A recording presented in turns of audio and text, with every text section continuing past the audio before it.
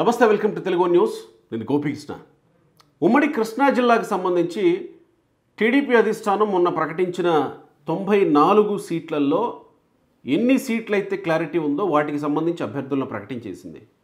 అయితే అంతకు నెల రోజుల ముందే వైసీపీ అధిష్టానం అభ్యర్థుల్ని ప్రకటించడం మొదలుపెట్టింది. కానీ ఇప్పటి వరకు ఒక కొలిక్కి రాలేదు. ఎందుకు వైసీపీ పార్టీలో టికెట్ల వ్యవహారం ఒక కొలిక్కి రావట్లేదు? కీలకమైనటువంటి నియోజకవర్గాలు గన్నవరం, గుడివాడ లాంటి నియోజకవర్గాల్లో అసలు కొడాలి నానికి, వల్లభనేని వంశీకి టికెట్ ఉందా లేదా ఇంకెవరన్నా పోటీ చేస్తారా? పెడన పరిస్థితి ఏంటి? మైలవరం పరిస్థితి ఏంటి? మైలవరంలో సిట్టింగ్ ఎమ్మెల్యే టీడీపీలోకి వెళ్ళిపోతున్నటువంటి నేపథ్యంలో అక్కడ పరిస్థితులు ఏంటి? నందిగాం పరిస్థితి ఏంటి? జగ్గయ్యపేట పరిస్థితి ఏంటి? ఒక్కటి కూడా క్లారిటీ రావట్లేదు. ప్రతి చోట గందరగోళమే నెలకొంది. ఎందుకు ఇలాంటి పరిస్థితి వైసీపీలో నెలకొంది? అసలు ఏం జరుగుతుంది ఉమ్మడి కృష్ణా జిల్లాలో? ఎందుకు ఇంత తర్జన భర్జన? మా ఇన్పుట్ ఎడిటర్ సుభాకర్ ఉన్నారు లైవ్లో. సుభాకర్ గారు, ఏం జరుగుతుంది ఉమ్మడి కృష్ణా జిల్లాలో వైసీపీలో?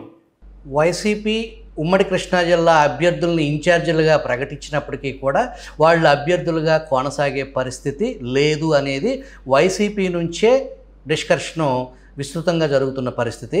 అవనగడ్డ విషయానికి వస్తే ఇప్పటికే 3 సార్లు అవనగడ్డలో 3వ కృష్ణుడు వచ్చారు. ఇప్పటికీ సిట్టింగ్ ఎమ్మెల్యే సింహాద్రి రమేష్ని పక్కన పెట్టి ఇన్ఛార్జిగా డాక్టర్ సింహాద్రి చంద్రశేఖర్ని నియమించడం, చంద్రశేఖర్ ప్లేస్లో మళ్ళీ అతని తనయుడు రామ్ చరణ్ని తీసుకురావటం జరిగింది. అట్లాగే గన్నవరం విషయంలో వల్లభనేని వంశీ ఇన్యాక్టివ్గా ఉండటం, గుడివాడ విషయంలో కొడాలి నాని, వల్లభనేని వంశీ ఈ మధ్య తాడేపల్లి ప్యాలెస్లో జగన్మోహన్ రెడ్డిని కలిసి మా ఇద్దరి మీద ఎన్ఆర్ఐలు నిలబెట్టారు, వాళ్ళు అత్యంత ధనవంతులు, మా డబ్బును మంచినీళ్ళగా ఖర్చు పెడుతున్నారు, మా ఇద్దరికి చెరొక 75 కోట్లు ఇస్తే తప్ప మేము ఎన్నికల్లో పోటీ చేయలేని పరిస్థితి, మా దగ్గర డబ్బులు లేవు అని చెప్పేసి వాళ్ళు చేతులు ఎత్తేసారని పరిస్థితి. దానికి సంబంధించి జగన్మోహన్ రెడ్డి నేను చూసుకుంటానులే అని అన్నారు అని మనకు అందుతున్న వార్త. ఇక గన్నవరం విషయానికి వచ్చేటప్పటికి నూజివీడులో ఏదైతే టికెట్ కోల్పోయారో పాదసారథి కారణంగా అదే సామాజిక వర్గానికి చెందిన ముద్రబోయిన వెంకటేశ్వరరావు, అతన్ని గన్నవరం వంశీ ప్లేస్లో గన్నవరంకి దాదాపు ఖాయమైందనే చెప్పాలి. ఇక మైలవరం విషయంకి వస్తే ఎవరైతే తిరుపతిరావు అని చెప్పేసి ఓ జడ్పీటీసీ అంటే వల్లభనేని వంశీకి టికెట్ లేనట్టేనా? క్లియర్గా లేనట్టేనా ఇంకా గన్నవరం నుంచి వల్లభనేని వంశీకి? అదే చెప్పబోతున్నా.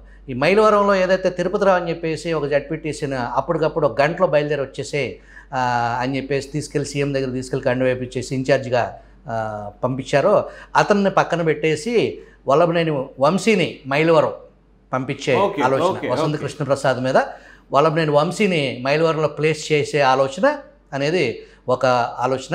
రెండవది నందిగాం విషయంకి వచ్చేటప్పటికి సిట్టింగ్ ఎమ్మెల్యే మొండితోక జగన్మోహన్ రావుకి సంబంధించి ఇంకా తర్జన భర్జన, ఇంకా టికెట్ కన్ఫర్మేషను అతనికి రాలేదు. జగ్గయ్యపేటకు సంబంధించి సామినేని ఉదయ భానుని పక్కన పెట్టి జగ్గయ్యపేట నుంచి బొల్ల శివరామకృష్ణ అనే వ్యక్తి కానీ, కేసినేని శ్వేతని జగ్గయ్యపేట నుంచి కానీ దింపే ఆలోచనలో వైసీపీ అధిష్టానం ఉంది.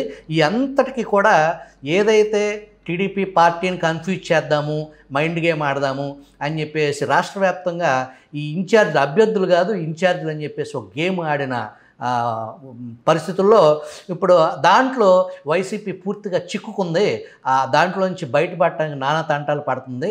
ఈ అభ్యర్థుల ఖరారు అనేది గతంలో ఏదైతే వైసీపీ 151 సీట్లు సునామీ సృష్టించిన వ్యవహారంలో ఎవరికి ఇస్తే వాళ్ళు గెలిచారో ఇప్పుడు ఆ పరిస్థితి లేదు.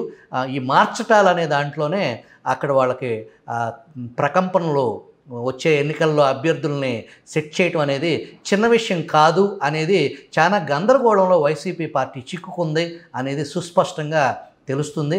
వాస్తవానికి ఇప్పటికే బలమైన అభ్యర్థుల్ని ఎందుకు ఇంత గందరగోళం వైసీపీలో అనే ప్రశ్నకి సమాధానం, అభ్యర్థులను మారుద్దాము అనే ఒక ఆలోచన.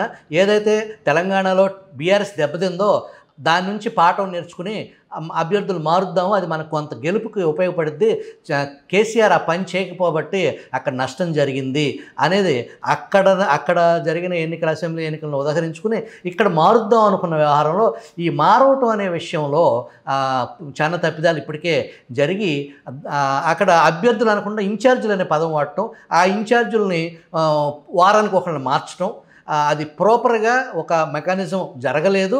దానికి మైండ్ గేమ్ కూడా ఉంది. జగన్మోహన్ రెడ్డి ఇక్కడ అతను పెట్టి ఇక్కడ ఇతను పెట్టి అక్కడ మార్చి ఇతను మార్చి అని చెప్పి జస్ట్ ఒక చెస్ గేమ్లో పావులు గదిపినట్టు ఇన్ఛార్జీలు మార్చేసి వాళ్ళు అభ్యర్థులు కాదు ఇన్ఛార్జీలే, ఇన్ఛార్జీలు అందరూ అభ్యర్థులు కారు అని చెప్పేసి ఒక 3 రోజుల క్రితం వైవి సుబ్బారెడ్డి ప్రకటన చేయటం కూడా ఈ ఇన్ఛార్జీల్లో ఇప్పటికే ఇన్ఛార్జి అంటే అభ్యర్థులుగా అనుకుని బోర్డులంతా ఖర్చు పెట్టి పార్టీని యాక్టివ్గా ఉన్న పరిస్థితి.